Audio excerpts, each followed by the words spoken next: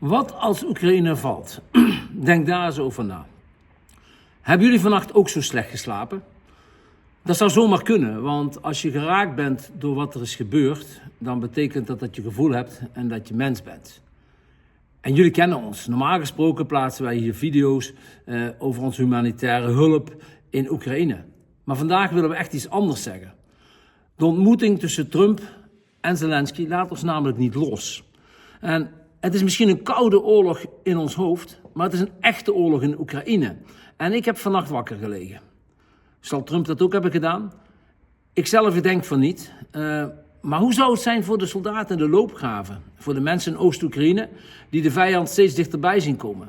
Zij weten dat als Amerika stopt met helpen, hun toekomst nog onzekerder wordt. En wij, in het veilige Westen, hoe slapen de mensen die op Trump hebben gestemd? Zijn die vanmorgen wakker geworden met het idee van ja, hier staan we echt achter? Of zullen ze vanmorgen echt wakker zijn geworden? Dit gaat niet alleen over Oekraïne. Laten we eerlijk zijn. Amerika is niet op zoek naar vrede.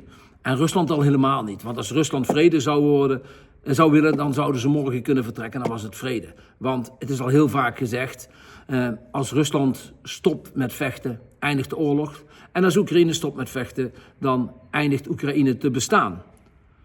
Sommige mensen zeggen, het is ver van mijn bed. Laat die Oekraïners hun boontjes zelf maar doppen.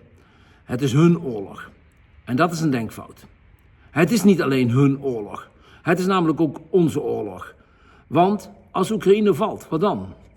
Denk daar eens goed over na. Is Polen dan aan de beurt? Of de Baltische Staten? En ja, ook wij in Nederland lopen gevaar. Wij zien dat omdat wij veel contact hebben in Oekraïne, aan het front. Maar ook hier in Nederland spreken wij met militairen en met politici. En wij horen wat er speelt. Wij zien de dreiging waar velen het misschien nu nog niet zien. Deze oorlog is al lang in ons digitale systeem. Cyberaanvallen op banken, elektriciteitsbedrijven, sluizen, noem maar op. Dat gebeurt dagelijks. Dat is echt al bezig. Dat is dus niet ver weg. Dat is nu. En dat is hier. Ja, Trump. Wij horen vaak, Trump moet je met respect benaderen. Is het daar nou gisteren fout gegaan? Nee, hoe zat het dan met het respect voor Zelensky en voor Oekraïne? Zelensky kwam niet om te smeken.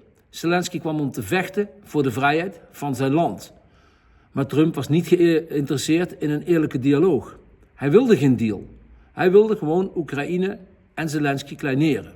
Een farce, een spelletje ten koste van miljoenen mensen. Wat nu? Wij zijn net terug uit Oekraïne en we hebben gesproken met militairen en burgers. We hebben gezien hoe hard ze vechten. Wij steunen Oekraïne. En Westen steunt ook Oekraïne. Maar altijd net te weinig en net te laat. Wat als die steun sterker was geweest en sneller? Dan waren de Russen misschien helemaal verdreven. Want, laten we niet vergeten, meer dan 70% van het door Oekraïne bezette gebied is al terugveroverd. En daarom vragen wij dit vandaag. Steun Oekraïne, meer dan ooit. Wij blijven ons inzetten op humanitair gebied. Met volle kracht. En gelukkig is de steun van Nederland er ook nog. Afgelopen zondag, tijdens onze première van Patatje Oorlog, de documentaire over onze werkzaamheden in Oekraïne, spraken we met minister Brekelmans. En met minister Veldkamp van Buitenlandse Zaken. En zij verzekerden ons, Nederland blijft achter Oekraïne staan. Jullie ook? Lieve mensen, gebruik je verstand, maar vooral ook je gevoel. Recht is recht en krom is krom.